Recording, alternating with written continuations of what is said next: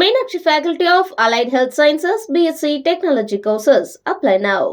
ஆந்திர முதலமைச்சர் சந்திரபாபு நாயுடு பதவியேற்ற விழாவின் போது தமிழிசையை உள்துறை அமைச்சர் அமித்ஷா கண்டித்ததா தகவல்கள் பரவிய நிலையில இது தொடர்பா தமிழிசையை விளக்கம் அளிச்சிருக்காங்க. ஆந்திர முதலமைச்சர் சந்திரபாபு நாயுடு பதவியேற்பு விழால பிரதமர் மோடி, உள்துறை அமைச்சர் அமித்ஷா உள்ளிட்ட பல முக்கிய தலைவர்கள் கலந்துக்கிட்டாங்க.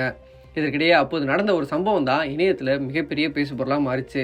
அதுல தமிழிசை சவுந்தரராஜனை அழைச்சு அமைச்சர் அமித்ஷா அதிருப்தியை வெளிப்படுத்துவது போல இருந்ததா சொல்லப்படுது.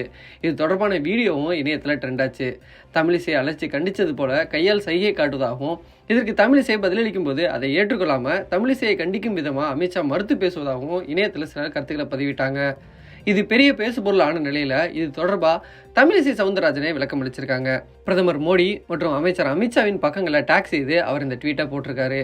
இது தொடர்பா பாஜகவின் தமிழிசை சவுந்தரராஜன் தனது எக்ஸ் பக்கத்தில் போட்டிருக்கக்கூடிய பதிவில், நேற்று நான் உள்துறை அமைச்சர் அமித்ஷாவை 2024 லோக்சபா தேர்தலுக்கு பிறகு முதன்முறையா ஆந்திராவில் சந்திச்சேன். அப்போ அவர் தேர்தலுக்கு பிந்தைய சூழல், களத்தில் உள்ள சவால்கள் பற்றி என்னிடம் கேட்டாரு. மேலும் அரசியல் மற்றும் தொகுதி பணிகளை கவனிக்குமாறும் கேட்டுக்கொண்டாரு.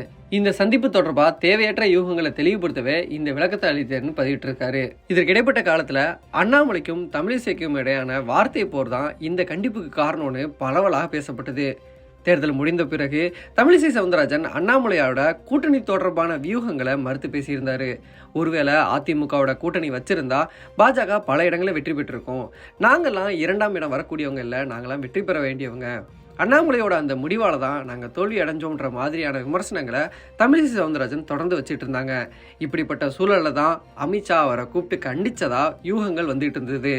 அதற்கு தற்போது தமிழிசை சவுந்தரராஜன் விளக்கம் கொடுத்திருக்காங்க. அது சாதாரண அரசியல் பேச்சு மட்டும்தான், மற்ற வேற எதுவும் இல்லை அப்படின்னு அவங்க தரப்புல இருந்து இப்போ விளக்கம் கொடுத்திருக்காங்க.